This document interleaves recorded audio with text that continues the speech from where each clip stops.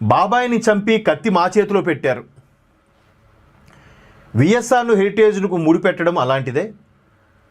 2022లో HFL నుంచి VSR ventures రుణం తీసుకుంది.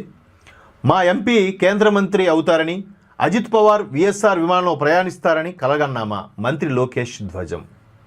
దీనికి సంబంధించి ఇంతకుముందు ఏం జరిగిందో ఒకసారి చూస్తే, శాసన మండలిలో ఆంధ్రప్రదేశ్ శాసన మండలిలో వైకాపా ఎమ్మెల్సీ బొత్స గారు కామెంట్ చేశారు. ఏంటని, ఏదైతే ఈ హెచ్ఎఫ్ఎల్కి సంబంధించి విఎస్ఆర్ వెంచర్కి సంబంధించి హెరిటేజ్ రుణం తీసుకుందని, హెరిటేజ్ వీళ్ళకి భాగస్వామ్యం అని, అందుకే ఈ విధంగా జరిగింది. అజిత్ పవార్ హెలికాప్టర్ దుర్మరణం పాలైన తర్వాత హెలికాప్టర్ దుర్మరణం వీళ్ళకి టీడీపీ వాళ్ళని అంటగట్టే ప్రయత్నం చేయడం. ఎక్కడ చూడండి అజిత్ పవార్ గారు, ఎక్కడ ఇది? అక్కడ కూటమిలో ఉన్నది భాజపా. అంటే ఇక్కడ కూడా ఇంకోటి కూడా మనం గమనించాలి. భాజపా కూటమికి సంబంధించి ఇక్కడ భాజపా వ్యక్తులు ఎవరు కూడా విమర్శించట్లే. ప్రధానమంత్రి మోదీ గారు చెప్పినా కూడా వైకాపా వాళ్ళ మీద విమర్శ చేసేది టీడీపీ లేదా జనసేన వాళ్ళే.